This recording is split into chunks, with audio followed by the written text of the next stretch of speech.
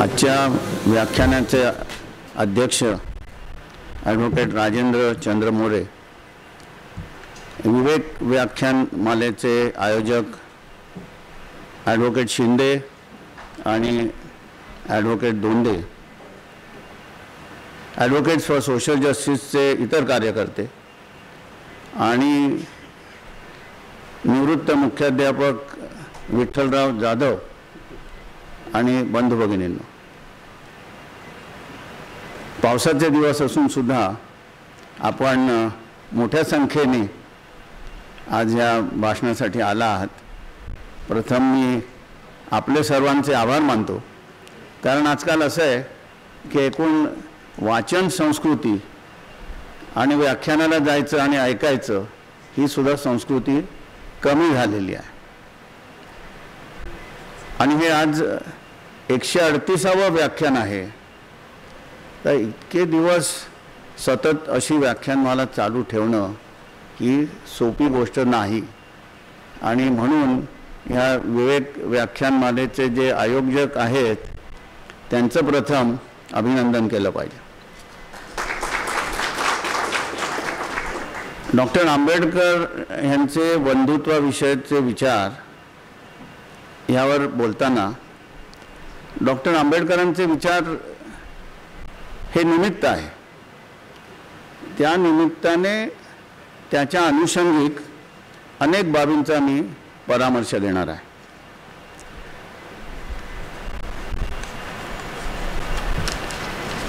आपल्या स्वातंत्र्याची जेव्हा 75 वर्षे पूर्ण झाली आता, आणि त्यावेळेला मला आपल्याला जेव्हा स्वातंत्र्य मिळालं तेव्हा ते आपले पंतप्रधान जवाहरलाल नेहरू यांनी केलेलं भाषण आठवतं. त्यावेळी ते म्हणाले होते की long years ago we made a tryst with destiny. आम्ही नियतीशी एक करार केला होता. या म्हणण्यामागे भूमिका ही होती की या देशामध्ये सुराज्य आणण्यासाठी आम्ही वचनबद्ध आहोत. त्यावेळेला काय परिस्थिती होती की एका बाजूला स्वातंत्र्य मिळाल्यामुळे लोक आनंदात होते आणि दुसऱ्या बाजूला देशाची फाळणी झाल्यामुळे लाखो निर्वासित देशात आलेले होते. त्यावेळेला आपल्या देशाचे राष्ट्रपिता महात्माजी हे मात्र त्यांच्या कार्याचा एक भाग म्हणून मानवी मैला उचलणाऱ्या दलितांच्या वस्तीमध्ये जाऊन राहत होते. प्रत्येक माणसाच्या डोळ्यामधले अश्रू पुसले गेले पाहिजेत ही त्यांची भूमिका होती. या काळामध्ये डॉक्टर आंबेडकर ही अशी एक व्यक्ती होती की जिच्या मनामध्ये सरकार उचलत असलेल्या पावलांबद्दल शंका होती. आपण पुढे काय करणार आहोत हा विचार त्यांच्याही मनात होता. पण सर्व भारतीय आणि विशेषतः दलित आणि महिला यांच्या बाबतीत योग्य कायदे झाले पाहिजेत ही त्यांची भूमिका होती. आणि आपल्या देशाच्या घटना समितीच्या ड्राफ्टिंग कमिटीचे चेअरमन झाल्यामुळे त्यांना ती संधी मिळाली. आता आंबेडकरांची ह्या बंधुत्वाकडे जी भूमिका आहे तिच्याकडे वळण्याच्या आधी जातीच्या प्रश्नासंदर्भात त्यांनी काय मांडलं वेळोवेळी. आता बघा, सर्वप्रथम ते कोलंबिया विद्यापीठामध्ये अर्थशास्त्राचा अभ्यास करायला गेले होते. पण वयाच्या 25व्या वर्षी 1916 साली त्यांनी caste in India their mechanism genesis and development, जाती त्यांची यंत्रणा उद्भव आणि विकास हा लेख त्यावेळेला लिहिला.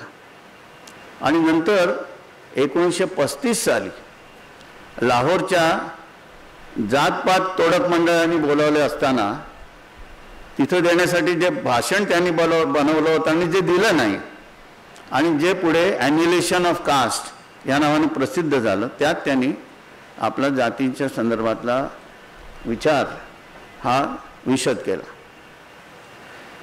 पण आता मी बंधुत्वाच्या संदर्भात त्यांचं काय म्हणणं होतं, बंधुत्वाकडे ते का वळलेले होते, काय त्यांची भूमिका होती. तर 25 नोव्हेंबर 1949ला जेव्हा बाबासाहेबांनी आपलं तयार झालेलं संपूर्ण संविधान घटना परिषदेसमोर मांडलं तेव्हा त्यांच्या भाषणात ते म्हणाले, स्वातंत्र्य आणि समता यांच्याबरोबर मी बंधुत्वाचा आग्रह का धरतोय, तर भारतामध्ये जाती व्यवस्था आहे आणि जाती ह्या राष्ट्रद्रोही आहेत. Caste are anti national. जाती का राष्ट्रविरोधी आहेत, तर पहिल्यांदा जाती या समाजामध्ये भेदभाव निर्माण करतात आणि जाती जातींमध्ये दुजाभाव आणि विरोधी भावना निर्माण करतात. बंधुता हे तत्व तेव्हाच आचरणात येईल ज्या वेळेस आपण एक राष्ट्र बनू, आणि राष्ट्र बनण्यासाठी आपल्याला जाती व्यवस्थेच्या बाहेर पडलं पाहिजे. जर बंधुता नसेल तर समता आणि स्वातंत्र्य ही भिंतीवर चढवलेल्या रंगाच्या पापुद्र्याप्रमाणे राहतील. स्वातंत्र्य आणि समतेला बंधुत्वाखेरीज काहीही अर्थ राहणार नाही. हे त्यांचं भाषण कॉन्स्टिट्युएंट असेंब्ली डिबेट्सच्या 11व्या खंडामध्ये समाविष्ट आहे. आता ज्यांना अस्पृश्य म्हणून मानलं जात होतं त्यांना कशा प्रकारच्या परिस्थितीला तोंड द्यावा लागत होता ह्याचा त्यांना अनुभव होता, आणि त्यातूनच संविधानाच्या उद्देशिकेमध्ये न्यायासोबतच स्वातंत्र्य, समता आणि बंधुता ही तत्व स्वीकारली गेली. ही तत्व 1789च्या फ्रेंच राज्यक्रांतीमधून घेतली अशी सर्वसाधारण समज आहे. पण डॉक्टर आंबेडकरांचं म्हणणं होतं की मी गौतम बुद्धाच्या विचारातून ही तत्व घेतली. आता त्यांच्या बंधुत्वाच्या विचारांकडे वळताना 3 गोष्टी लक्षात घेतल्या पाहिजे. एक म्हणजे दलितांच्या संदर्भात कोणताही भेदभाव न होणं, म्हणजे नॉन डिस्क्रिमिनेशन. दुसरं, त्यांना योग्य ते प्रतिनिधित्व मिळणं, म्हणजे ॲप्रोप्रिएट रिप्रेझेंटेशन. आणि तिसरं, अधिकार मिळणं किंवा त्याचं सबलीकरण होणं, म्हणजे empowerment. So non discrimination, appropriate representation आणि एम्पॉवरमेंट. त्याच्यासाठी त्यांनी काय काय आपल्या राज्यघटनेमध्ये कुठली तत्त्व आणली, कुठली कलमं आणली, तर याच्यामध्ये कलम 17, 330, 16(4) आणि 15(5) ही महत्त्वाची आहे. 17व्या कलमाने अस्पृश्यतेवर बंदी आणली. कलम 330नी सर्व लोकांना मतदानाचा अधिकार मिळाला, आणि 16(4) आणि 15(5) मध्ये नोकरी आणि शिक्षणामध्ये दलितांना विशेष अधिकार देणारी ही कलमं आली. आता पहिला आता जेव्हा नॉन डिस्क्रिमिनेशनकडे आपण जातो तेव्हा आपल्या लक्षात असं येतं की बाबासाहेबांना मगाशी सांगितलं तसं ते कोलंबिया विद्यापीठात अभ्यासाला गेले. बडोद्याच्या सयाजीराव महाराजांनी त्यांना शिष्यवृत्ती दिली होती. तिथं शिक्षण घेतल्यानंतर पुन्हा बडोदे संस्थानात येऊन काम करायचं अशी त्याला अट होती. ते परत आल्यानंतर जेव्हा बडोद्याला आले आणि राहण्याची पहिली त्यांना जागेची अडचण निर्माण झाली. त्याच्यानंतर ते जिथं काम करत होते तिथं ज्यांचं काहीही फारसं शिक्षण नाही अशी त्यांच्या हाताखाली काम करणारी माणसं त्यांच्यासमोर फायली टाकत असत. आता हे जे सगळं होतं हे बाबासाहेबांना हे स्वीकारणं कठीण होतं, आणि म्हणून ते ती संस्थांनी नोकरी सोडून मुंबईला आले. मुंबईला वकिली सुरू केली. पण वकिलीमध्येही त्यांना वाईट अनुभव आला. तो म्हणजे असा की त्यांना, आता तुम्ही दिवसभर कोर्टामध्ये काम करत असता, तुम्हाला तहान लागली तर तुम्ही पाणी प्यायला जाल ना. बाबासाहेब पाणी प्यायला गेलं तर त्यांना सांगण्यात आलं की इथं तुम्ही पाणी पिऊ शकत नाही. म्हणजे हा अनुभव त्यांना सुद्धा आला. आणि मग म्हणून म्हणजे हे प्रकार अजूनही मध्यंतरी, म्हणजे राजस्थानमध्ये इंद्रकुमार नावाच्या शाळेत जाणाऱ्या मुलाला पाणी मागायला गेला म्हणून त्याला मारून टाकण्यात आलं, अशा घटना आपल्या देशात झालेल्या आहेत. तेव्हा बाबासाहेबांनी पहिल्यांदा, आपल्याला बऱ्याच जणांना बाबासाहेबांच्या चरित्राची माहिती असेलच, की त्यांनी पहिल्यांदा पाण्याचा प्रश्न घेतला. आणि त्यावेळेला रावबहादूर एस.के. बोले यांनी मुंबई प्रांताच्या विधानसभेमध्ये आपल्या विहिरी, आपली तळी वगैरे ही सगळी सर्वांसाठी खुली झाली पाहिजे हा ठराव करून घेतलेला होता, आणि तरी पाणी मिळत नव्हतं. आणि म्हणून आपल्याला माहीत असेल की त्यांनी महाडला जाऊन सत्याग्रह केला 1927 साली. त्यांच्याबरोबर सुरबानाना टिपणीस, पाल्यशास्त्री अशी सवर्ण मंडळी सुद्धा होती, पण त्यांना तिथं अडवण्यात आलं. आता तेवढंच झालं नाही तर त्यांच्या विरुद्ध म्हणजे बाबासाहेबांवर त्या मंडळींवर हल्ला झाला म्हणून बाबासाहेबांनी इंडियन पिनल कोडच्या 323 कलमाखाली त्यांच्या विरुद्ध केस घातली, त्या लोकांना सजा झाली, ती हायकोर्टापर्यंत कन्फर्म झाली. पण त्या मंडळींनी यांच्या विरुद्ध उलटा सिव्हिल सूट फाईल केला. सिव्हिल सूट फाईल असा केला की तुम्हाला इथं म्हणजे आपल्या धर्मशास्त्राप्रमाणे आणि परंपरेप्रमाणे इथे येऊन पाणी पिण्याचा अधिकार नाही. तो सिव्हिल सूट चालला.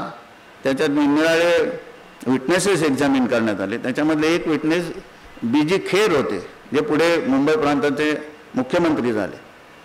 आता ह्या सगळ्यांनी एव्हिडन्स दिल्यानंतर अशी काहीही परंपरा नाही असं म्हणजे ह्यांना पाणी मिळणार नाही अशी परंपरा नाही. आणि कुठच्या काळामध्ये तर मोगलांच्या काळात नाही, मराठ्यांच्या काळात असं सलग suppose something is to be establish as a custom, मग ते सलग सिद्ध झालं पाहिजे. त्या संबंध काळामध्ये ते सिद्ध होत नाही असं होऊन तो दावा फेटाळला गेला. ते हायकोर्टापर्यंत चाललं. 1937 साली न्यायमूर्ती ब्रूमफिल्ड आणि न्यायमूर्ती वाडिया यांनी हायकोर्टामध्ये ते प्रकरण पुन्हा यांच्या बाजूने म्हणजे 10 वर्ष ही कोर्ट कचेरी पाण्यासाठी त्यांना करावी लागली. दुसरं दुःख होतं म्हणजे ते मंदिरामध्ये सुद्धा दलितांना प्रवेश नव्हता. बाबासाहेबांच्या आधी सर्वात आधी केरळमध्ये वायकोम येथे महादेव मंदिरासमोर जाण्याची बंदी होती आणि तिथं नारायण गुरु आणि रामस्वामी पेरियार यांनी 1 मार्च 24 ते नोव्हेंबर 25 वर्षभर सत्याग्रह केला होता आणि त्यात गांधीजी सामील झालेले होते. आणि नंतर बाबासाहेबांनी इथं तुमच्या नाशिकमध्येच 2 मार्च 1930 ते 13-10-35 असं 4 वर्ष 4.5 वर्ष सत्याग्रह केला काळाराम मंदिरासमोर. त्यात त्यांना जाण्याची परवानगी नव्हती. आता इथं येण्याच्या आधी मी मुद्दामून काळाराम मंदिर पाहून आलो, कारण इतक्या वेळा मी नाशिकला आलो पण काळाराम मंदिराकडे कधी जाण्याचा प्रसंग आला नव्हता. तर तिथं आता बाहेर बोर्ड लावलेला आहे आणि त्या बोर्डावरती हे लिहिलेलं आहे की इथे अशा अशा काळामध्ये असा असा सत्याग्रह झाला.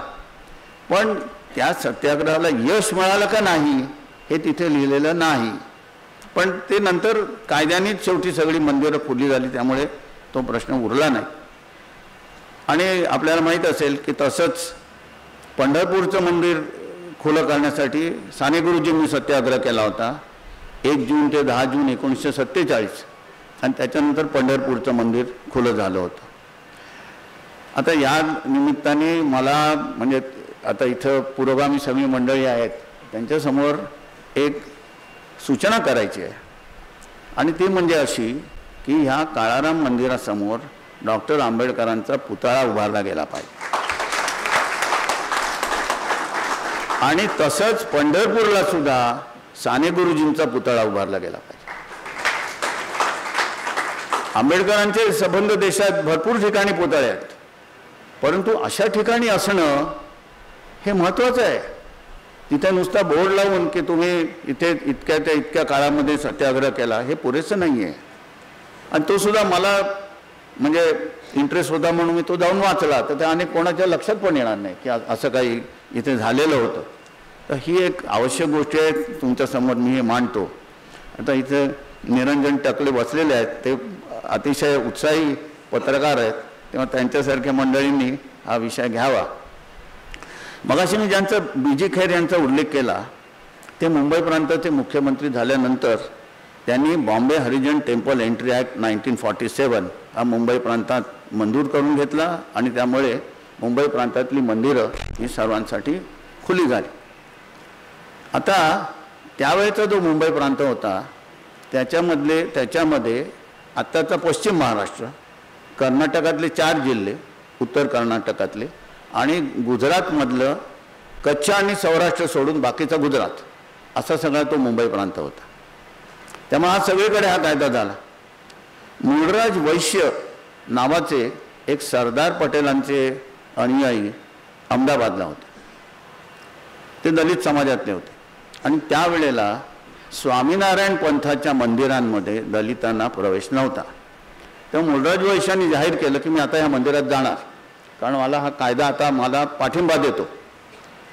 त्यांच्या विरुद्ध स्वामीनारायण मंदिराच्या पुजाऱ्यांनी त्यांच्या विरुद्ध दावा दाखल केला अहमदाबादच्या सिव्हिल कोर्टात की तुम्ही जाऊ शकत नाही. आणि त्यांचं म्हणणं काय होतं? त्यांचं म्हणणं असं होतं की आम्ही हिंदू धर्माचे नाही, हा कायदा हिंदूंसाठी आहे, आम्ही हिंदू नाही, त्यामुळे हा कायदा आम्हाला लागत नाही. हे जरा समजून घेणं महत्त्वाचं आहे. स्वामीनारायण पंथाची मंडळी सबंध जगभर मंदिरं बांधत फिरत असतात, पण ही त्यांनी भूमिका घेतली. ती भूमिका नाकारली गेली. मुंबई हायकोर्टात ती नाकारली गेली, ते सुप्रीम कोर्टापर्यंत गेले. आणि स्वामी यज्ञ पुरुष दासजी वर्सेस मुळराज वैश्य असं न्यायमूर्ती गजेंद्रकरांचं 1966 सालचं जजमेंट आहे, ज्यात त्यांनी हे पुन्हा रिइटरेट केलं की हिंदू धर्माचे अनेक पंथ आहेत, त्याच्यामधला हा एक पंथ आहे, त्यामुळे अशा प्रकारची भूमिका घेता येत नाही. हिंदू धर्म हा व्यापक धर्म आहे. आता गंमत अशी झाली की महाराष्ट्रामधल्या निवडणुकांमध्ये गर्व से कहो हम हिंदू है अशी भूमिका घेणारी मंडळी आली, आणि त्यातल्या एका गृहस्थांनी त्यांची निवडणूक इथं रद्द झाली असताना सुप्रीम कोर्टात जाऊन ह्या जजमेंटचा फायदा घेतला. आणि त्यांनी सांगितलं की हिंदू धर्म जर व्यापक असेल तर मग असं म्हटलं तर काय, म्हणजे निवडणुकीच्या वेळेला हे म्हणणं चुकीचं आहे. पण दुर्दैवाने त्यांच्या निवडणुकीमध्ये सुप्रीम कोर्टाने हे मान्य केलं आणि त्यामुळे त्यांची निवडणूक वाचली. आता ह्याच्यावरती न्यायमूर्ती तारकुंडे यांनी त्या निकालावरती, सुप्रीम कोर्टाच्या निकालावरती प्रखर टीका केली होती, आणि आता त्याचा रिव्ह्यू पण कधीतरी व्हावा अशी अपेक्षा आहे. पण म्हणजे हे असं सगळं, म्हणजे हे मी त्याच्या अनुषंगाने निर्माण झालेले प्रश्न काय काय झाले हे सांगतोय. आता मगाशी मी सांगितलं की 17, 16, 4 आणि 330 या कलमांवरती मी भर देणार आहे. 17ने अस्पृश्यतेवरती बंदी घातली, पण त्यात काय म्हटलं तर त्यात म्हटलं कॉन्स्टिट्यूशनच्या आर्टिकल 17 मध्ये की कुठल्याही स्वरूपातील अस्पृश्यतेचे आचरण करणं हा कायद्यानुसार शिक्षापात्र अपराध असेल. त्यामुळे कायदा करणं आवश्यक झालं. नागरी अधिकार संरक्षण कायदा 1955 साली बाबासाहेबांच्या आयुष्यकाळात झाला. त्यावेळेला पण तो म्हणजे IPC पण होतं, हे सगळं होतं, पण हे सगळं अपुरं होतं. Protection of civil rights act होता, आणि म्हणून 1989 साली schedule caste and schedule tribes prevention of atrocities act हा 1989 साली आला.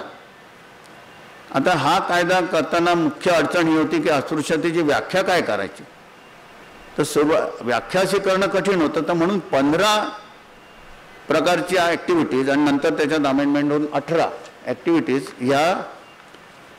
ही अस्पृश्यतेची कृत्य ठरवण्यात आली. म्हणजे उदाहरणार्थ, म्हणजे मी 18 सांगत नाही आहे, पण उदाहरणार्थ दलित माणसांना घाणेरड्या वस्तू खायला किंवा प्यायला लावणं, त्यांचे कपडे काढणं, नग्न अवस्थेत धिंड काढणं, त्यांच्या जमिनीवर अतिक्रमण करणं, स्त्रियांशी अवमानकारक वागणं, त्यांचं पिण्याचं पाणी खराब करणं, अशा प्रकारची ती मोठी यादी आहे.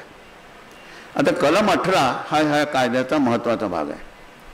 क्रिमिनल लॉयर्स आपल्यामधले जे आहेत त्यांना ते माहिती असेल की 18 खाली ॲट्रॉसिटीज ॲक्ट खाली जर एखादी कंप्लेंट आली तर सर्वसाधारणपणे जो जामीन मिळतो, बेल मिळतो, तो कठीण केलेला आहे.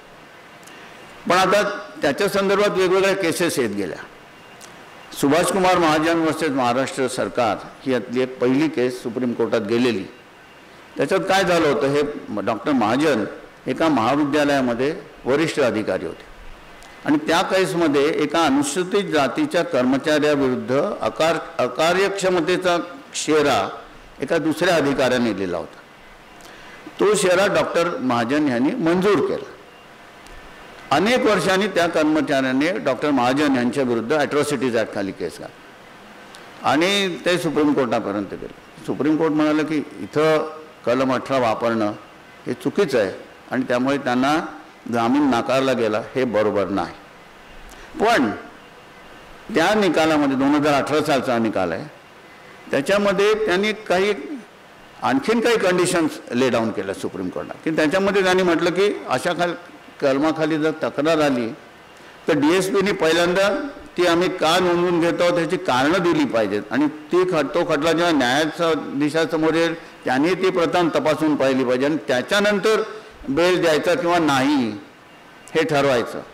म्हणजे ह्या संबंध ह्याच्यामध्ये एवढा काळ जातो की त्याच्यामध्ये गंभीर गुन्ह्यामध्ये सुद्धा कित्येक वेळा कारवाई होणार नाही.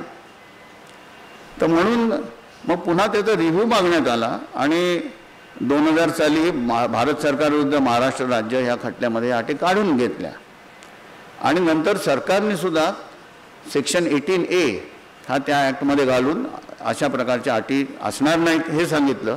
पण तरीसुद्धा त्याच्यानंतर पुन्हा एका केसमध्ये सुप्रीम कोर्टाने म्हटले की एक्सेप्शनल केसेस असल्या तर तिथे तो सेक्शन असला तरी बेल दे. मी तुम्हाला फक्त याच्या संदर्भातला जो इतिहास आहे तो सांगतोय. तर बेल देता येऊ, एक्सेप्शनल केस असेल तर देता येईल. दुसरा अस्पृश्यतेच्या संदर्भातला एक महत्त्वाचा भाग म्हणजे वाळीत टाकणं.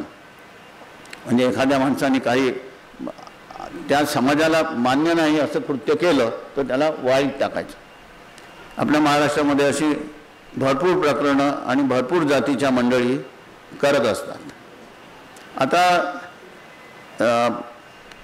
आपल्या म्हणजे हिंदू समाजात जसं आहे तसं बोहरी समाजामध्ये, बोहरी लोकांमध्ये सुद्धा त्यांचा जो सैन्य आहे त्याला हा अधिकार आहे की समाजाला ॲक्सेप्टेबल असं जर काही कोणी वागला नाही तर त्याला वाळीत टाकायचं. आता जसा हरिजनांच्या संदर्भात कायदा झाला तसा देश स्वतंत्र झाल्यानंतर बॉम्बे हरिजन टेम्पल एंट्री ॲक्ट झाला, तसाच बॉम्बे प्रिव्हेन्शन ऑफ एक्सकम्युनिकेशन ॲक्ट 1949 हा मंजूर करण्यात आला, BG खेर मुख्यमंत्री असतानाच. आता त्यावेळेला ताहिरभाई मुसाजी यांना सैन्याने जातीबाहेर काढण्याचं ठरवलं. तर ताहिरभाई कोर्टात गेले. हायकोर्टामध्ये सिंगल जजनी निकाल दिला की हा आता कायदा झालेला आहे त्यामुळे तुम्ही अशा रीतीने कोणाला जातीबाहेर काढू शकत नाही. ते त्यांचे जे प्रमुख होते धर्मप्रमुख ते अपिलात गेले. Justice Chagla senior chief justice आणि दुसरे एक जज यांच्या बेंचनी पुन्हा तो निकाल कन्फर्म केला. आता त्या निकालाविरुद्ध हे सैन्य सुप्रीम कोर्टात गेले आणि सरप्राइझिंगली 4-1 मताने सुप्रीम कोर्टाने हा निकाल फिरवला. कलम 25(2) आणि 26(ब) ह्याच्या खाली निरनिराळ्या धर्माच्या लोकांना आपल्या धर्माचे बंध निर्बंध ठरवण्याचा हक्क आहे आणि त्यांच्या स्वातंत्र्यामध्ये या कायद्याने भंग होतो अशी भूमिका सुप्रीम कोर्टाने घेतली. आता पुढे महाराष्ट्राच्या विधानसभेमध्ये डॉक्टर दाभोळकर आणि इतर मंडळींच्या प्रयत्नांमुळे सामाजिक बहिष्कार विरोधी कायदा मंजूर झाला. आता महाराष्ट्रामध्ये आपल्याकडे कंजार भाट, डवरी, गोसावी, काशी कापडी वगैरे या जातींमध्ये जातीबाहेर करण्याची पद्धत आहे. तर त्याच्याविरुद्ध महाराष्ट्राच्या विधानसभेत कायदा झाला आणि मग आता या निकालामुळे आधीचा जो निकाल आहे तो फिरवण्यात यावा याच्यासाठी इरफान इंजिनियर आणि इतर अनेक सुधारक बोहरांनी सुप्रीम कोर्टामध्ये रिव्ह्यू पिटिशन फाईल केलं. आता त्याचा निकाल ती कधी केस निघेल कधी निकाल लागेल आपण थांबूया. आता जसं हे दलितांच्या संदर्भात होतं तसंच स्त्रियांच्या संदर्भामध्ये सुद्धा बाबासाहेबांची भूमिका होती की हिंदू समाजामध्ये स्त्रियांना जी वागणूक दिली जात होती ती नवीन विचाराप्रमाणे स्वीकारार्ह नव्हती. म्हणजे स्त्रियांना कमीत कमी सन्मानाने विभक्त होता आलं पाहिजे, वेळ पडली तर पोटगी मिळाली पाहिजे, बहुपत्निकत्वावरती बंदी घातली पाहिजे, वारसा हक्क मिळाला पाहिजे. यासाठी कायदे होणं आवश्यक होतं आणि म्हणून डॉक्टर आंबेडकरांनी कॉन्स्टिट्युएंट असेंब्लीमध्येच हिंदू कोड बिल आणलं. आता आपल्यामध्ये ज्या सर्व वकील महिला आहेत आणि इतरही बरीच सगळी मंडळी आहेत त्यांना हे महत्त्वाचं लक्षात घेण्यासारखं आहे की हे जे बिल जेव्हा त्या सभेमध्ये आलं त्याला विरोध करणारे श्यामाप्रसाद मुखर्जी होते, ज्यांनी पुढे भारतीय जनसंघाची स्थापना केली आणि त्या भारतीय जनसंघाचे पुढे भारतीय जनता पार्टीमध्ये रूपांतर झाले. श्यामाप्रसाद मुखर्जींनी त्याला विरोध केला आणि त्यांनी सांगितलं की ह्यामुळे आमच्या धर्माच्या परंपरा आणि पद्धतींमध्ये विरोध होत आहे आणि त्यावेळेला अनेक अशी मंडळी होतीच की ज्यांना अशा प्रकारचे बदल नको होते। आणि दुसरा असा मुद्दा मांडला गेला की कॉन्स्टिट्युएंट असेंब्ली ही फक्त कॉन्स्टिट्यूशन करण्यासाठी, त्याच्यात तुम्ही अशा दुसऱ्या प्रकारचे कायदे करू शकत नाही। आता त्यामुळे जवाहरलाल नेहरूंची अडचण झाली। Nehru being a Democrat, he could not override so many members who were opposed to this bill. आणि मग अर्थातच आंबेडकरांना ते स्वीकारण्यासारखं नव्हतं आणि म्हणून आंबेडकरांनी राजीनामा दिला, कायदे मंत्रिपदाचा राजीनामा दिला। पण आंबेडकरांच्या जीवनकाळामध्ये नेहरूंनी आवश्यक ते 4 कायदे आणले, Hindu marriage act, Hindu succession act, Hindu maintenance and adoption act आणि Hindu minority and guardianship act. हे 4ही कायदे हिंदू कोड बिलप्रमाणे आंबेडकरांच्या जीवनकाळामध्ये झाले, ही महत्त्वाची गोष्ट आहे। आता संविधानामध्ये आर्टिकल 44 हे सुद्धा डिरेक्टिव्ह प्रिन्सिपल्समध्ये आहे की ज्याच्यामध्ये एक युनिफॉर्म सिव्हिल कोड बांधला जावा ही भूमिका मांडलेली आहे। आणि आताचं भारत सरकार त्या दृष्टीने प्रयत्न करत आहे। त्यांनी उत्तराखंडमध्ये अशा प्रकारचा कायदा केलेला आहे। त्या कायद्याच्या बाजूने आणि विरोधी अशी अनेक मंडळींची भूमिका आहे। आणि आता बघायचं पुढे, शेवटी एका राज्यामध्ये अशा प्रकारचा कायदा झाला, परंतु अशा प्रकारे एखाद्या राज्यामध्ये असा कायदा व्हावा का, संबंध देशात का होऊ नये किंवा का झाला पाहिजे, हा सगळा प्रश्न पुढे वादाचा प्रश्न आहे। पुढे काय होतं हे आपल्याला बघायचं आहे। पुढे आपण आपल्या पार्लमेंटमध्ये ह्युमन राईट्स ॲक्ट 1993 साली मंजूर केला, ज्याच्याखाली कुठे दंगली झाल्या, काही विचित्र अशा प्रकारच्या घडामोडी झाल्या तर कमिशन नेमायचं, स्टेट कमिशन्स आहेत, सेंट्रल कमिशन्स आहेत, त्याने अहवाल द्यायचे। असे सगळे भरपूर अहवाल दिले जातात, ते पार्लमेंटसमोर ठेवायचे असतात, पण त्याच्यावर काही व्यवस्थित साधक बाधक चर्चाही होत नाही आणि चर्चा झाली तरी कारवाई होत नाही। ही दुर्दैवी परिस्थिती आहे। म्हणजे गुजरातमध्ये 2002च्या दंगलीनंतर अशाच प्रकारचा रिपोर्ट देण्यात आला, काहीही पुढे कारवाई झालेली नाही। आता अस्पृश्यतेच्या संदर्भामध्ये आपण पाहिलं की निरनिराळे कायदे झाले, पण अनेक केसेस अशा असतात की ज्या रजिस्टरच होत नाहीत आणि नोंदवलेल्या तक्रारी जरी बघितल्या तर म्हणजे NCRB national crime research bureau त्यांचे आकडे जनहित अभियान वर्सेस केंद्र सरकार या केसमध्ये सुप्रीम कोर्टाने दिले तर 2009, 19, 20, 21 दरवर्षी या केसेस वाढत चाललेल्या आहेत। आणि पाण्याच्या प्रश्नावरून तर अनेक ठिकाणी झालेल्या आहेत। आम्ही युवक चळवळीमध्ये होतो तेव्हा बाबा आढावांच्या नेतृत्वाखाली एक गाव एक पाणवठा वगैरे अशा प्रकारच्या सगळ्या चळवळी केल्या, पण तरीसुद्धा आजही सगळीकडे पाण्याच्या प्रश्नावरून सुद्धा हे विषमता जी आहे ही सर्वत्र आहे। स्त्रियांशी केले जाणारे भेदभाव मंदिरामध्ये शनी शिंगणापूर आणि मुंबईचा हाजी अलीचा दर्गा त्यांच्याविरुद्ध मग आंदोलन झालं आणि पुढे त्यांनी ही गोष्ट स्वीकारली की स्त्रियांना तिथे जाण्याची परवानगी असली पाहिजे।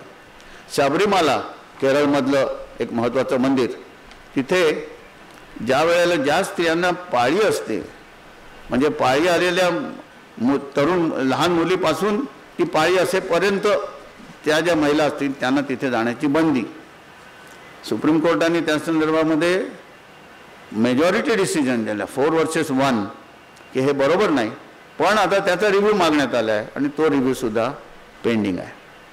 आता दलितांच्या संदर्भामध्ये पहिला आपण नॉन डिस्क्रिमिनेशनबद्दल बोलतो बंधुत्वाच्या संदर्भामध्ये, तर हे भेदभावाचे प्रकार हे केवळ भारतामध्येच नाहीत तर ते बांगलादेश आणि पाकिस्तानमध्ये सुद्धा आहेत। आता एक इंटरेस्टिंग अनेक गोष्ट अनेकांना माहिती नसेल की डॉक्टर आंबेडकर आपल्या देशाच्या घटना परिषदेमध्ये जे निवडून आले ते कुश्ती आणि खुलना या पूर्व बंगालमधल्या 2 जिल्ह्यांमधून आले आणि ते जिल्हे पाकिस्तानमध्ये गेले आणि नंतर आता बांगलादेशमध्ये। ते जिल्हे पाकिस्तानमध्ये गेल्यामुळे बाबासाहेबांची घटना परिषदेची मेंबरशिप संपली, पण नंतर बॅरिस्टर जयकर हे जे एक सदस्य होते पुण्याहून निवडून आलेले, त्यांनी राजीनामा दिला. त्यांना पुणे विद्यापीठाचं व्हाईस चान्सलर केलं होतं आणि म्हणून मग त्या जागी डॉक्टर आंबेडकर नंतर निवडून आले. सांगण्याचं कारण असं की जिथून बाबासाहेब निवडून आले आणि ज्यांनी हिंदुस्थानातल्या महिलांसाठी कायदे केले, त्या पूर्व बंगालमध्ये मात्र जुना हिंदू कायदा आहे तोच चालू आहे. बांगलादेशमधल्या महिलांना कुठल्याही प्रकारचे आपल्याकडे जे हक्क आहेत महिलांना ते हक्क नाहीत. बांगलादेशमधला पुरुष हिंदू एकाहून अधिक स्त्रियांशी लग्न करू शकतो, त्यांना कधीही घराबाहेर काढू शकतो, त्यांना मालमत्तेचे कुठलेही अधिकार नाहीत. मी 2020 साली जेव्हा बांगलादेशमध्ये गेलो होतो तेव्हा हे सगळं माझ्या लक्षात आलं आणि मी जे नंतर जे लेख लिहिले आहेत त्याच्यामध्ये या विषयावरती पण लिहिलेलं आहे. पण आज स्त्रियांचा प्रश्न झाला. दलितांच्याबद्दल काय, तर तिथं बांगलादेशमधले मूळचे हे म्हणजे मातू आणि कावरा, बांगलादेशमध्ये जवळजवळ 8 ते 10% ही हिंदू आणि इतर मायनॉरिटीची लोकसंख्या आहे. तर ते मातू आणि कावरा हे तिथले स्थानिक लोक, उत्तर भारतातून आधीच गेलेले रोहिदासी म्हणजे संत रोहिदासाला मानणारे हे आंध्रमधून गेलेले हरिजन, अशी सगळी दलित मंडळी तिथे आहेत. आणि ती सगळी तिथली म्हणजे हॉस्पिटल्स, तिथली बंदरं, मार्केट्स, हे सगळी साफसफाईची कामं ही त्यांच्याचकडे असतात. आणि बांगलादेशच्या राज्यघटनेमध्ये कलम 19 मध्ये हे सगळं विषमता दूर केली पाहिजे वगैरे असं सगळं आहे, काही झालेलं नाही. तिथे रिसर्च इनिशिएटिव्ह बांगलादेश अशी एक संस्था आहे, डॉक्टर मेघना गुहा ठाकूर त्या चालवतात. त्यांनी केलेल्या अभ्यासामुळे मला ही माहिती मिळाली, ती माझ्या ह्याच्या लेखात मी लिहिलेली.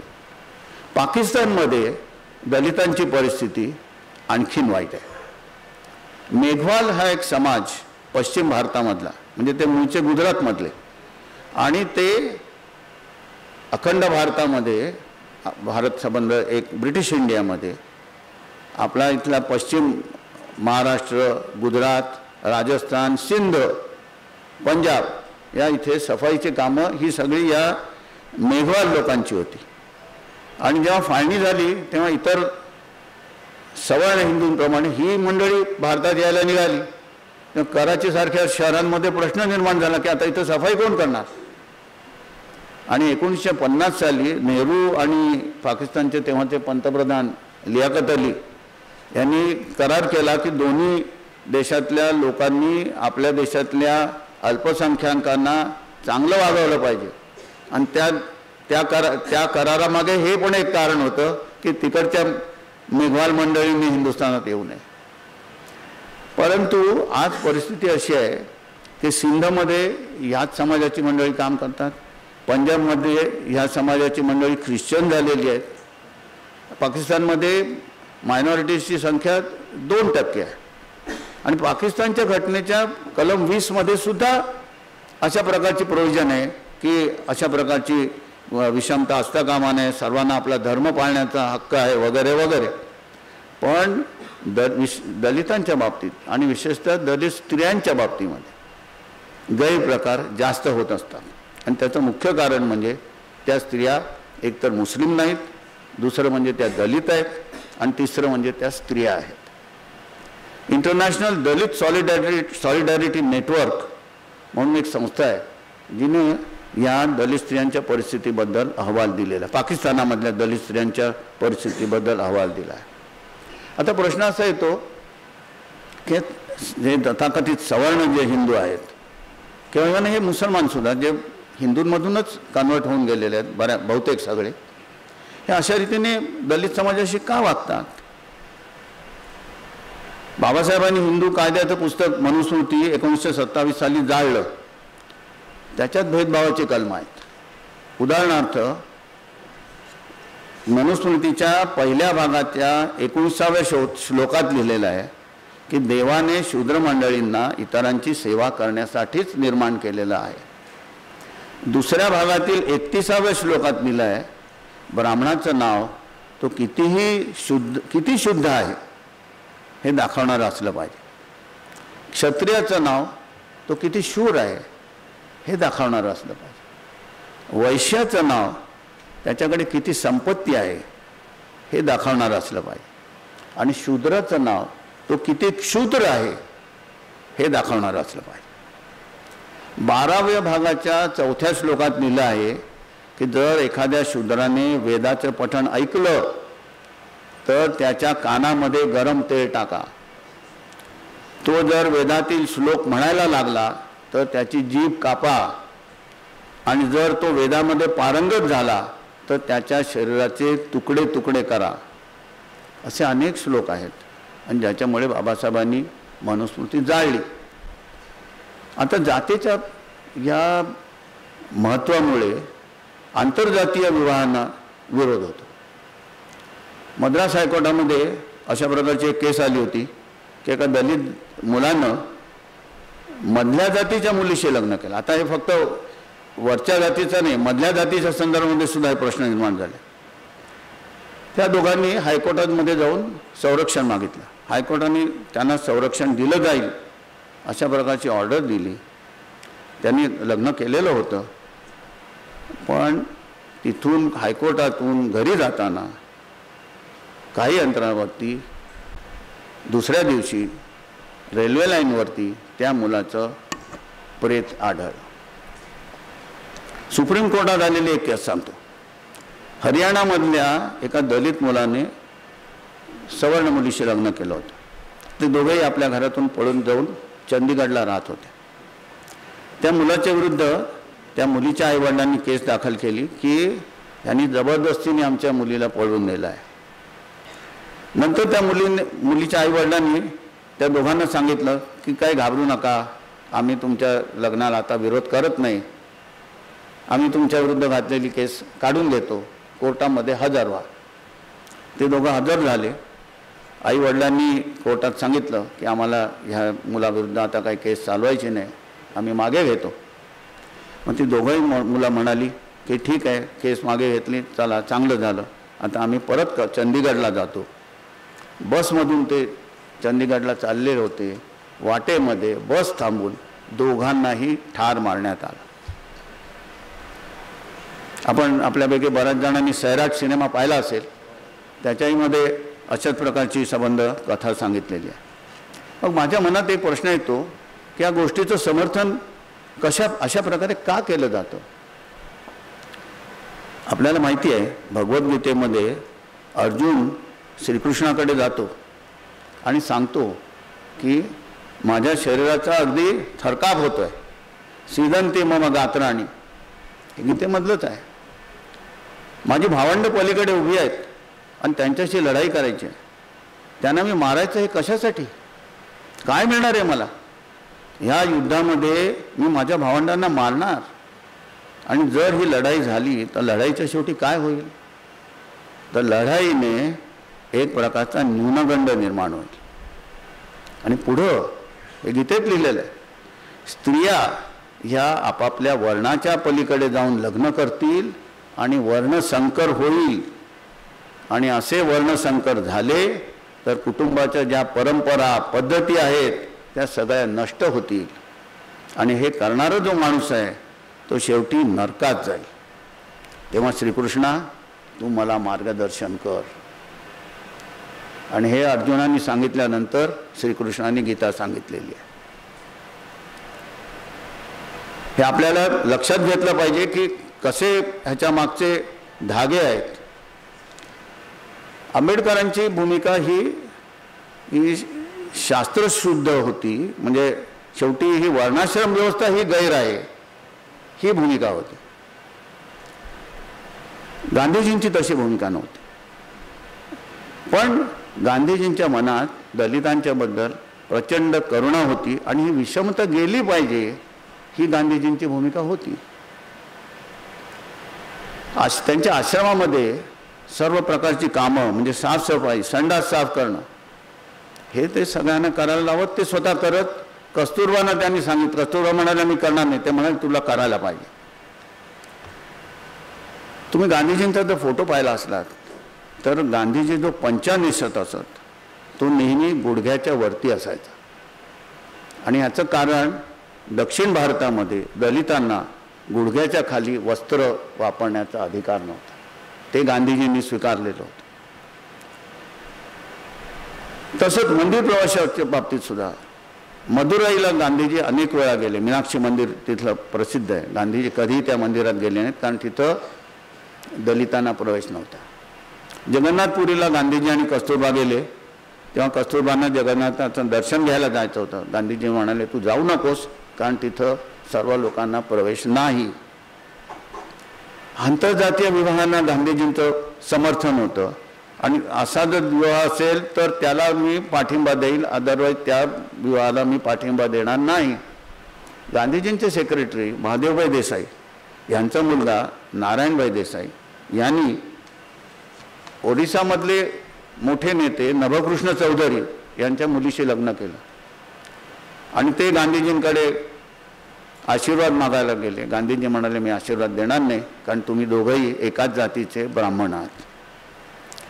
आता असं आहे की वेगवेगळ्या दृष्टिकोनातून दोघंही या प्रश्नाकडे पाहत होते. म्हणजे जसं 19व्या शतकामध्ये ज्योतिराव फुले आणि न्यायमूर्ती रानडे, ज्योतिराव फुलेंचं कार्य एका बाजूला चालत होतं आणि दुसऱ्या बाजूला न्यायमूर्ती रानडे आपल्या विचारातून समाजामध्ये प्रबोधन करत होते. आपण जेव्हा 20व्या शतकामधला पहिल्या अर्ध्या काळामधला संबंध भारत पाहतो, तेव्हा एका बाजूला आंबेडकरांचा विचार आणि दुसऱ्या बाजूला गांधीजींचं वर्तन, या दोहोंची सांगड घातली पाहिजे. दोन्हीही गोष्टी तितक्याच आवश्यक आहेत. गांधीजींच्या संदर्भात जरी आंबेडकरांच्या बद्दल बोलत असलो तरी दोन विधानं ही सांगण्यासारखी आहेत. एक म्हणजे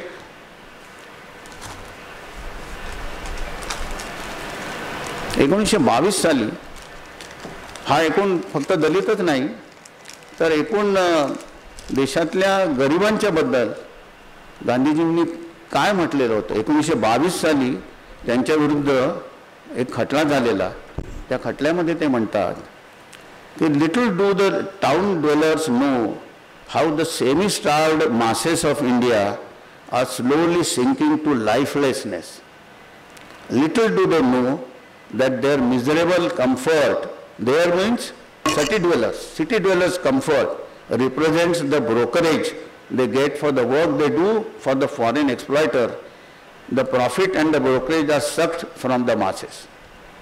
No sophistry, no jugglery in figures can explain away the evidence that the skeleton in many villages present to the naked eye. I have no doubt whatsoever that both England and town dwellers in India will have to answer, if there is God above, for this crime against humanity. गांधीजींची ही भूमिका. आणि गांधीजींच्या बद्दल रवींद्रनाथ टागोरांनी काय म्हटलंय हे फार बघण्यासारखं आहे. रवींद्रनाथ टागोर म्हणतात की भगवान बुद्धानंतर हा पहिला माणूस असा होता की जो भारतातल्या गरिबांच्या झोपडीसमोर त्याच्याच वेशामध्ये, त्याच्याच भाषेमध्ये त्याला समजून घेण्याचा प्रयत्न करत होता. रवींद्रनाथांचं वाक्य असं आहे, Gandhi stopped at the threshold of the huts of the thousands of the dispossessed, dressed like one of their own. He spoke to them in their own language. Here was living truth at last, and not only quotations from books. For this reason, the Mahatma, the name given to him by the people of India, is his real name. Who else has felt like him that all Indians are his own flesh and blood? In direct contact with truth, the crushed forces of the soul rise again. When love came to the door of India, that door was opened wide. At Gandhi's call, India blossomed forth to new greatness. Just as once before in earlier times, when the Buddha proclaimed the truth of fellow feeling and compassion amongst his living creatures. तेव्हा गांधीजींच्या बद्दल आपल्याला हे समजून घेतलं पाहिजे की त्यांची भूमिका ही शास्त्रीय दृष्टिकोनातून पाहिलं तर मर्यादित होती, पण दुसऱ्या बाजूला सर्व समाजासाठी आणि केवळ दलितच नाही, सर्व प्रकारच्या नाडलेल्या गरीब एक्सप्लॉयटेड समाजासाठी त्यांची भूमिका होती आणि ती भारतातली बहुसंख्य जनता होती. आता हे आपण पाहिलं नॉन डिस्क्रिमिनेशनच्या संदर्भामध्ये. आता दुसरा भाग आहे हा रिप्रेझेंटेशनचा. आता रिप्रेझेंटेशनच्या बाबतीत आपल्याला माहीत असेल की गांधीजींचा आणि आंबेडकरांचा वाद झालेला होता. पहिल्या प्रथम जेव्हा गव्हर्नमेंट ऑफ इंडिया ॲक्ट 1919 साली आला तेव्हा मतदानाचा अधिकार ज्यांच्याकडे जमिनी आहेत, ज्यांच्याकडे प्रॉपर्टी आहे अशा लोकांनाच होता. तर दलितांना तो मिळणं शक्यच नव्हतं. तर आंबेडकर म्हणाले की तुम्ही कायद्यामध्ये बदल केलात आणि सर्वांना हक्क दिलेत तर आम्ही, म्हणजे सायमन कमिशनला काँग्रेस पार्टी विरोध करत होती. गांधी म्हणाले की नाही, आंबेडकर म्हणाले की आम्ही देऊ पाठिंबा पण तुम्ही सगळ्यांना मतदानाचा अधिकार का. आणि त्याच्यामध्ये आणि त्यांनी दुसऱ्या राऊंड टेबल कॉन्फरन्समध्ये सुद्धा हीच भूमिका मांडली. आणि त्याच्यामागे भूमिका ही होती की 1916 साली लोकमान्य टिळक आणि मोहम्मद अली जिना यांनी जो लखनौला करार केला त्यात मुसलमानांना वेगळे मतदारसंघ देणं हे टिळकांनी स्वीकारलेलं होतं.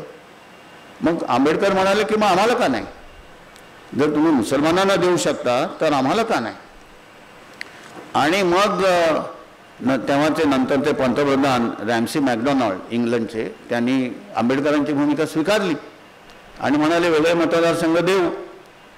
गांधीजी म्हणाले हे काय बरोबर नाही, ह्याच्यामुळे हिंदू समाजात फूट पडेल आणि म्हणून त्यांनी पुण्याजवळ उपोषण केलं.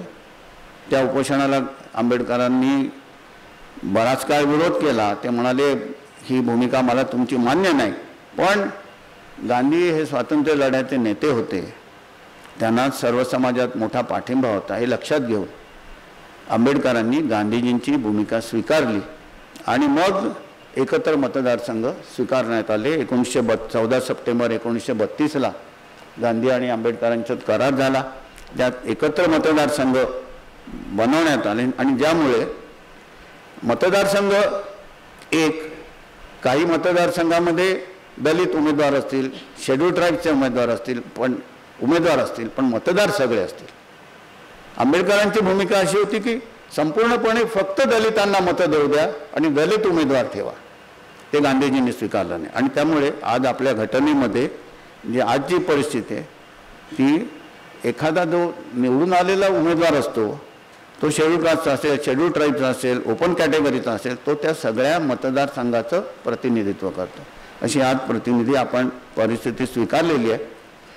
आता त्यामुळे असे पण गांधीजींनी रिझर्व कॅटेगरीच्या सीट्स वाढवून दिल्या, म्हणजे नुसतं एवढंच नाही केलं.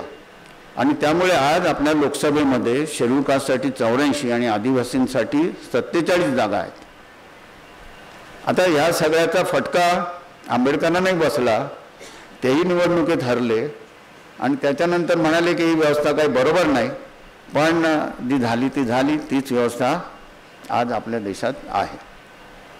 तर आतापर्यंत मी डिस्क्रिमिनेशन आणि रिप्रेझेंटेशन याच्याबद्दल बोलतो. आता एम्पॉवरमेंट. तर एम्पॉवरमेंटमध्ये आपल्याकडे तर 16(4) ही घटनेमध्ये जे कलम घातलं त्यामुळे मागासलेल्या समाजाला नोकरीमध्ये योग्य प्रतिनिधित्व मिळत नसेल तर आरक्षणाची भूमिका आली आणि 15(5) खाली SC ST आणि सामाजिकदृष्ट्या मागासलेल्या यांना शिक्षणामध्ये खास सोयी देण्यात आल्या. आता जे एकच झालं, पहिल्यांदा SC ST साठी होतं, मग नंतर जो OBC समाज आहे म्हणजे कुणबी, यादव, कुर्मी, माळी या मंडळींनी सुरू केलं की आम्हाला पण आम्ही तितक्याच अडचणीत आहोत. आणि मग नंतर आपल्याला माहीत असेल मंडल कमिशन आलं 80 साली, 90 साली तो रिपोर्ट आला, त्याचं इम्प्लिमेंटेशन झालं आणि आता 27% मागासवर्गीयांसाठी, 12% शेड्यूल कास्टसाठी, 60% OBC साठी, असं 49% रिझर्वेशन हे इंदिरा साहनीच्या केसमध्ये 93 साली सुप्रीम कोर्टाने स्वीकारलं.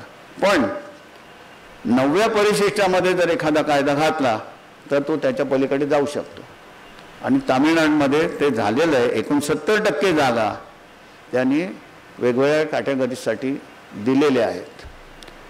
आता तेही चॅलेंज झालेलं आहे पण ते सुप्रीम कोर्ट पुढे ढकलत बसलेलं आहे. आता ही एका बाजूला ओबीसीची मागणी मान्य होत असताना इतर समाजातली मंडळी आणखीन पुढे आली, म्हणजे महाराष्ट्रामध्ये धनगर, मराठा या मंडळींनी मागणी सुरू केली की आम्हाला वेगळं रिझर्वेशन मिळालं पाहिजे. मग त्यातून जात गणनेची मागणी आली. आता केंद्र सरकारने ती स्वीकारली आहे असं म्हटलेलं आहे, परंतु त्यांनी जे नोटिफिकेशन काढलं आहे त्याच्यामध्ये याचा स्पष्टपणे उल्लेख नाही. त्यामुळे त्याच्यावरून पुन्हा वाद होणार आहे. पण तेलंगणा सरकारने मधल्या काळामध्ये एक सुरू असं झालं की शेड्यूल कास्टसाठी जरी जागा दिल्या असल्या तरी त्याच्यामधल्या काही कम्युनिटीज सगळे बेनिफिट घेऊन जातात. मग तेलंगणामध्ये माला आणि मडिगा ह्या 2 कम्युनिटीज आहेत आणि मडिगा हे जास्त मागासलेले आणि त्यांचं म्हणणं की आम्हाला काही प्रतिनिधित्वच मिळत नाही. महाराष्ट्रामधल्या शेड्यूल कास्टच्या जागा या पूर्वाश्रमीचे महार आणि चांभार हेच घेऊन जातात, मातंगांना मिळत नाहीत. म्हणून मातंगांनी मुंबईमध्ये मध्यंतरी मोठं निदर्शन केलं आणि त्यांची आता ही मागणी आहे की महाराष्ट्रातल्या शेड्यूल कास्टच्या जागासुद्धा डिवाईड केल्या पाहिजेत. कुठल्या कम्युनिटीला किती हे ठरवून दिलं पाहिजे, नाही तर आम्हाला जागा मिळणारच नाही, शिक्षणात मिळणार नाहीत, नोकऱ्यात मिळणार नाहीत. तर आता हे अशा सगळ्या नवीन घडामोडी होत आहेत. दलितांमधून जे ख्रिश्चन झालेले आहेत त्यांची मागणी आहे मुसलमानांमधले पासमंदा मुसलमान म्हणजे मागासवर्गीय त्यातले ज्यांना म्हटलं जातं त्यांना दिलं जावं अशी मागणी आहे. तर हिंदूंमधले जे दलित आहेत त्यांचा त्याला विरोध आहे. ते म्हणतात की आमच्यामधल्या चुकीच्या गोष्टींमुळे आम्हाला हे रिझर्वेशन देण्यात आलं आहे, ते आमच्यापुरतंच ठेवलं गेलं पाहिजे, या इतर मंडळींना देता कामा नये. तर हे असे नवीन प्रश्न निर्माण होत आहेत. आता एक नवीन पुढे घडामोड झाली ती अशी की वरच्या जातीचे लोक म्हणायला लागले की ह्यांना हे सगळं दिलं जातं, आमचं काय, आमच्यामध्ये पण मागासवर्गीय आहे, आर्थिकदृष्ट्या मागासलेले आहेत. मग भारत सरकारने 2019 साली राज्यघटनेमध्ये बदल करून 15(6) आणि 16(6) अशी 2 कलम आणली आणि SC ST OBC सोडून इतर जे तथाकथित पुढारलेले असतील त्यांच्यामधल्या आर्थिकदृष्ट्या मागासल्यांना 10% रिझर्वेशन देण्याचं ही 2 कलम आणली. आता ह्याला कशावरून ठरवायचं, मग त्यांनी 8 लाखाचा एक नोटिफिकेशन काढलं की 8 लाखाच्या खाली, आता 8 लाख हे तरी तुम्ही कशावरून ठरवलं, तर म्हणजे ते शेवटी प्रकरण कोर्टात गेलं. जनहित अभियान विरुद्ध भारत सरकार हे प्रकरण सुप्रीम कोर्टात गेलं आणि 3 विरुद्ध 2 मतांनी सुप्रीम कोर्टाने ह्या अमेंडमेंट्स व्हॅलिड ठरवल्या. त्यामुळे आता 49.5 अधिक 10 इतकं रिझर्वेशन कायद्याने देता येऊ शकतं. आता अर्थातच ह्याच्याबद्दल फार मोठा वाद आहे आणि पुन्हा याचा रिव्ह्यू मागितला जाईल, सगळं होईल, तर त्याच्यामध्ये मी आत्ता जात नाही. आता खाजगी शिक्षण संस्था आणि खाजगी उद्योग ह्याच्यामध्येही मागासवर्गीयांना पुरेशा सवलती मिळत नाहीत, तिथंही रिझर्वेशन झालं पाहिजे अशा प्रकारची मागणी येत चालली आहे. तेव्हा हे एका बाजूला मांडत असताना मी आता आजच्या दुसऱ्या परिस्थितीकडे येतो. आज काय झालेलं आहे, आज जातीमुळे होणारं डिस्क्रिमिनेशन निघून जावं म्हणून ही सगळी सुरुवात झाली. पण आज काय झालंय, जातीच महत्त्वाच्या झालेल्या. आपल्यापैकी काही मंडळींनी तरी मला असं वाटतं 15 जूनच्या लोकसत्तेमध्ये अतुल देऊळगावकरांचा आलेला लेख वाचला असेल. त्या लेखामध्ये सुरुवातच अशी आहे, एक आजोबा माझ्यासारखे भाषणाला चाललेले असतात आणि त्यांचा नातू त्यांना म्हणतो, आबा कुठे चाललात? ते म्हणतात भाषण ऐकायला चाललो. कोणाचं भाषण? अमक्याचं. का बरं? अरे तो मोठा माणूस आहे, त्याचं ऐकलं तर 4 नव्या गोष्टी कळतात. तो लहान मुलगा सांगतो पण तो आपल्या जातीचा कुठे आहे? अरे विचार आणण्यामध्ये जात कसली, चांगलं ऐकत जावं. मुलगा म्हणतो तसलं काही नाही बाबा, सगळे आपापलं बघतात, आपण तसंच करायचं. आम्ही जातीतलेच दोस्त करतो, खेळायला, डबा खायला, सगळ्यासाठी. हे अतुल देऊळगावकरांच्या लेखात सुरुवातीला लिहिलेलं आहे. आणि त्याच्यानंतर ते एका प्राथमिक शाळेतल्या शिक्षिकेबद्दल, लातूरच्या प्राथमिक शिक्षिकेचं ते विधान सांगतात. त्या म्हणतात की शाळेत दाखल होणाऱ्या मुलांच्या नव्या ओळखी होतात. शाळेत भेट, खेळ, डबा यातून मैत्री होते. मुलं एकमेकांशी खेळायला लागतात. पूर्वी मुलांच्या आया आडनाव, नातेवाईक, घरातले देव याची चौकशी करून जातीचा अंदाज घेत. आता शाळेत ओळख करून घेतानाच मुलं एकमेकांची जात थेट विचारतात. तेव्हा ही परिस्थिती झाली आहे हे एक शिक्षिका सांगते आणि हे एक आजोबा आपला नातू काय म्हणतो ते सांगतायत. आणि एक बघा, आता मराठी भाषेच्या माध्यमाच्या शाळेत जावं का इंग्रजी माध्यमात जावं हा एक वेगळा विषय. मी स्वतः मराठी भाषेत शिकलोय, माझ्या मुलाला मराठी माध्यमाच्या शाळेत घातलेलं आहे. पण कसं असतं, आपण इंग्लिश माध्यमाच्या शाळेत आपल्या मुलाला घातलं पाहिजे, आपण इंटरनॅशनल स्कूलमध्ये घातलं पाहिजे. का? तर मग सगळ्या प्रकारची मुलं मग तिथे येणार नाहीत ना, हे सुद्धा असतं डोक्यात. तेव्हा जात किती पसरत गेलेली आहे. आणि मला असं कळलं म्हणजे, आणि हे विशेषतः म्हणजे खरं सांगायचं तर मराठा समाजामध्ये अशा प्रकारचा विचार पूर्वी नव्हता.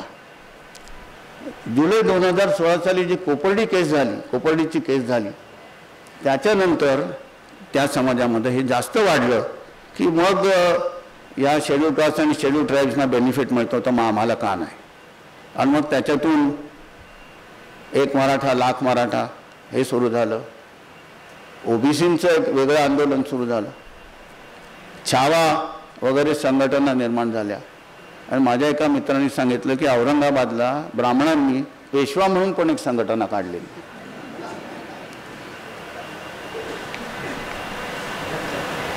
डॉक्टर बापूसाहेब काळदाने म्हणायचे की आपला देश हा विविधतेने नटलेला आणि विषमतेने फाटलेला आहे. आज ही सगळ्या प्रकारची जातीची विषमता ही सर्वत्र एवढी वाढलेली आहे. आणि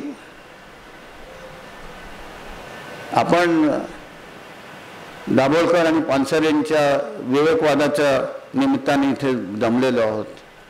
20 ऑगस्ट 13ला दाभोळकरांचा खून झाला. पानसरेंचा 20 फेब्रुवारी 15ला झाला. महाराष्ट्राची काय प्रगती चालली ही एक दुसऱ्या बाजूने बघितलं तर, आगरकर जिवंत असताना त्यांची प्रेतयात्रा काढण्यात आली होती. रधो कर्वे ज्यांनी स्त्रियांच्या संदर्भामध्ये योग्य ती सुधारणा झाली पाहिजे म्हणून काम केलं, ते मेल्यानंतरही त्यांच्या विरुद्ध केसेस झाल्या. आणि आता आपली प्रगती पुढे एवढी झाली की आपण दाभोळकर आणि पानसरे यांचे खून केले. म्हणजे महाराष्ट्रामध्ये केशवसूत 1866 ते 1905 हा त्यांचा कालखंड, कवी केशवसूत. तर त्यांच्यामध्ये कवितेत काय म्हणतात, ब्राह्मण नाही हिंदूही नाही नमी एक पंथाचा. आणि त्याच्या पुढची ओळ, ध्येयपतित जे आखडती प्रदेश साकल्याचा. हे 1866 साली जन्मलेले केशवसूत सांगतात. आणि आपण महाराष्ट्रामध्ये फुले, शाहू, आंबेडकर यांची नावं घेतो, पुरोगामी महाराष्ट्र म्हणतो. बंधुत्वाच्या संदर्भात विचार करताना या सगळ्याचा विचार करायला पाहिजे. आपल्या महाराष्ट्रामध्ये आपण कायदे सगळे केले, जाती बाहेर काढू नये, अघोरी प्रॅक्टिसेस करू नये म्हणून आपण कायदा केला. Maharashtra prevention and eradication of human sacrifice and other inhuman evil and Aghori practices and black magic act 2013. आणि आपण मध्यंतरी टी व्हीवरती पाहिलं असेल, एका मंत्र्याविरुद्ध आरोप आहे की तो अघोरी पूजा करत होता.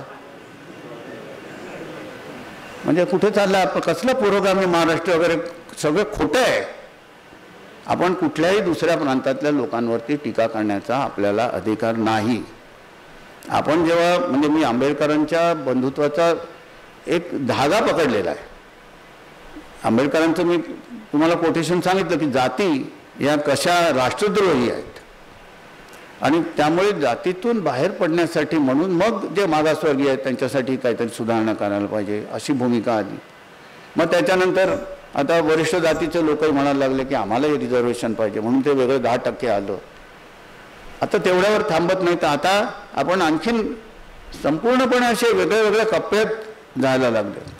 आणि हे फक्त आपण हिंदू समाजातल्या लोकांशी कसं वागतो हा एक भाग आहे आणि मुसलमानांशी आपण कसे वागतो याचाही आपण विचार करायला पाहिजे. बहुसंख्य मंडळी इथली बहुतेक हिंदू असावी तसं मी धरून चालतो. जे काही निरनिराळ्या ठिकाणी प्रकार होतात आपण कोणीही त्याच्याबद्दल भूमिका घेत नाही. नाशिकमध्ये नागपूरमध्ये हायकोर्टाच्या ऑर्डर असून सुद्धा बुलडोझरनी विशिष्ट कम्युनिटीच्या लोकांची घरं पाडली जातात. हे होत आहे. आणि म्हणजे हे अशा प्रकारचं सेग्रेगेशन झालेलं आहे आणि हे सेग्रेगेशन कुठेही आपल्या देशाला पुढे नेणार नाही. आणि म्हणून आंबेडकर हे निमित्त आहे. आंबेडकरांचा विचार मी सुरुवातीलाच सांगितलं की जाती कशा या राष्ट्रद्रोही आहे पण तो राष्ट्रद्रोह आपण कसा वाढवलेला आहे कसं ते आज जगतो आहोत हे मी आपल्यासमोर मांडलं. आणि विवेकवादाचा विचार करताना ह्याही सगळ्या गोष्टींचा आपण विचार करायला पाहिजे. आपण सर्व मंडळींनी माझं भाषण बराच वेळ बोललो. संध्याकाळच्या वेळेला एवढा वेळ आपण सगळ्यांनी ऐकून घेतलं पाऊण तास तरी. आपले सर्वांचे आभार मानतो आणि आठवतो. नमस्कार.